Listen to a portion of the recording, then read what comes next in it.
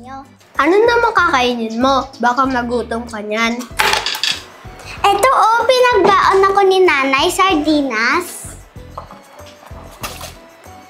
Sir, sino naman ang nagbaon ng malansa dito? Ew! Me?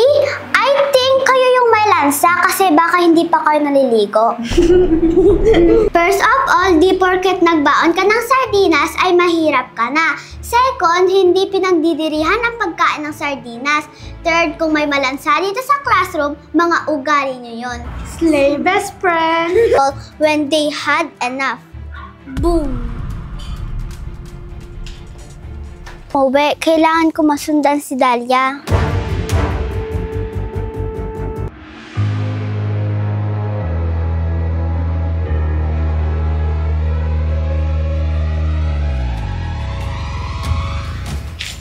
Anong ginagawa ni Ate Yana sa bahay ni Dahlia?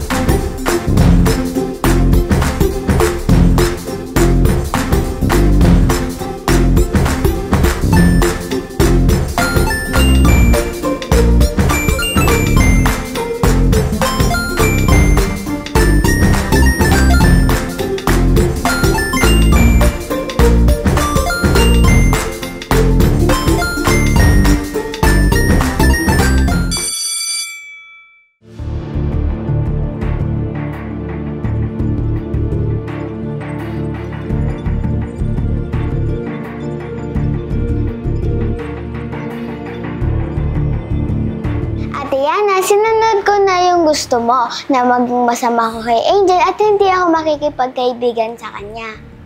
Oh, edi maganda, di ba? Anong edi maganda? Dahlia, wag ngayon. Marami akong ginagawa. Ate, isa lang naman yung gusto ko, di ba? Oo nga, di ba? Pero marami akong ginagawa. Hindi mo ba naiintindihan yun? Kailan? Hindi ko alam. Manahimik ka muna. Bakit ang sama ni Ate Yana? Hindi naman siya dating ganyan. Pag hindi mo pa ako tinigilan, makakatikim ka na sa akin. Ate, sabi mo pag naging masama ko kay Angel, bibigay mo na sa kanila lahat. Ate, so ibig sabihin magkapatid sila? Ginawa ko naman yun, ate. Kanina, hindi ako nakipagkaibigan sa kanya. Naging masama ako sa kanya. Okay yun. Pagpatuloy mo lang. Kailan mo plano ibalik sa kanila lahat? Di ka pa titigil? Titigil lang ako pag okay na kaibigan ko. Hindi mo nga kaibigan si Angel. Manahimik ka na. Ate, hindi mo ba gets? Titigil lang ako pag ibalik mo na sa kanila. Ano ba yung ibabalik? At naniwala ka namang ibabalik ko? So, nagsinungaling ka sa akin? Sa atin lahat yon. Kay Mami, sa'yo, sa akin. Sinungaling ka din naman yan sa atin, mas lalo kang naging sakin. Makakalimutan mo din yan. Pag umuwi na si Mami, lalayo na tayo. Hindi totoo yan. Paras kayong sinungaling ni Mami. Sige ate, saktan mo ako. Hindi ako gagaya sa inyo ni Mami na sinungaling at manggagamit.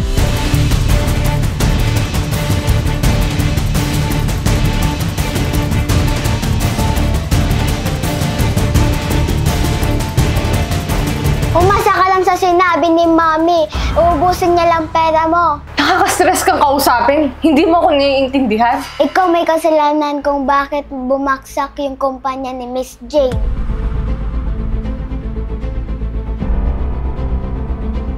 Lahat ng kinuha mo, bahay, pera, lupa, sasakyan, mababalik sa kanila yon. At ikaw makukulong sa kasalanan ng ginawang mong yan. Pinaasa mo ko ate na kapag maging masama ako kay Angel, bibigay mo na sa kanila lahat. Di pala totoo.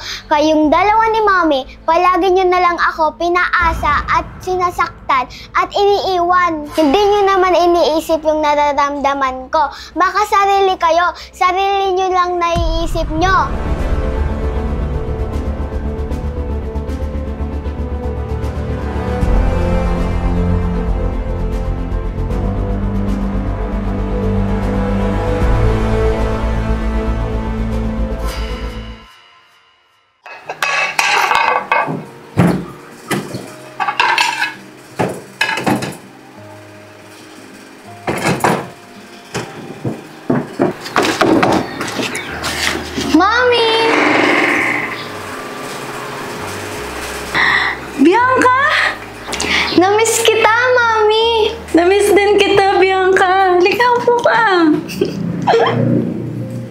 Kanina pa kita hinihintay.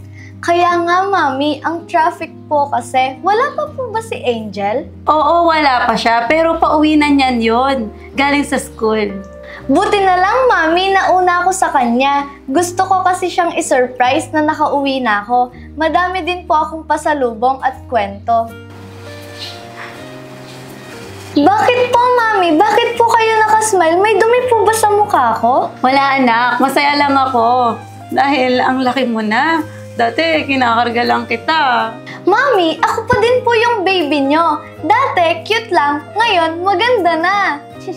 Ikaw talaga? Siyempre naman, no? Kanino ka pa ba magmamana? Siyempre, sa akin, di ba?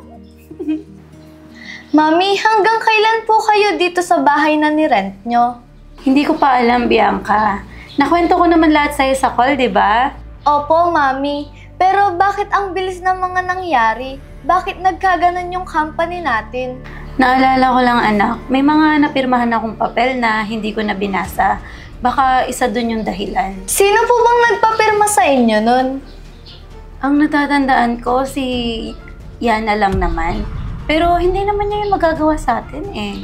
Tinanong niyo na po ba si Ate Yana? Hindi pa. Kasi simula nung bumagsak yung kumpanya, hindi na siya nagpakita at di ko na rin siya nakausap. Nakakapagtaka talaga. Di kaya si Ate Yana tinraidor kayo? Pinag-aaralan ko pa, anak. Basta gumagawa na ako ng paraan para mabalik sa atin lahat. Tiwala lang, Mami. Mababalik lahat sa'yo ang mga pinaghirapan mo. Para sa inyo din naman ni Angel yon. Pero sa ngayon, hindi ko na muna masyadong iniisip. Sa ngayon, kamusta ka na? Kamusta na din yung kakambal mo na si Bella? Okay lang naman si Bella, Mami. Kasama niya si Tatay. Ah, sige. Parang hindi si Bella ang gusto mong kamustahin ah. Si Tatay ba? Oy, hindi ah! Pero kamusta na nga ba siya? Sabi na nga ba eh. Uy, nakangiti Oy, siya. hindi ako nakangiti. Anong tawag mo dyan, Mami? Concern kay Tatay. Uy! Ay, manahimik ka na dyan, Bianca. Di ka na nakakatuwa ah. Ay, hindi pala ako nakakatawa. Sayang naman, may pinadala pa namang sulat si Tatay para sa'yo. Talaga? Akin na. Oops, sabi mo hindi ako nakakatawa. Akin na na. Wag na, Mami. Ay, ang kulit mo! Sige, akin na na! Bigay mo na! Ikaw talaga!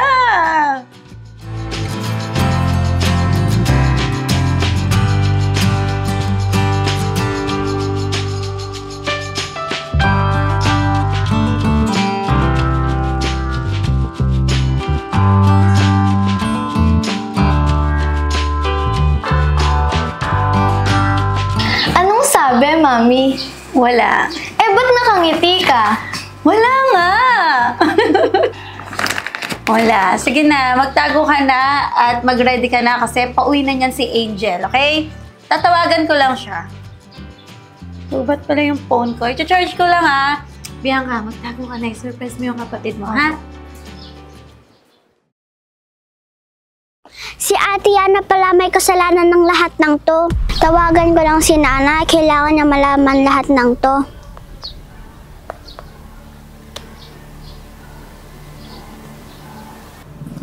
Bakit hindi sinasagot ni Nanay yung tawag ko?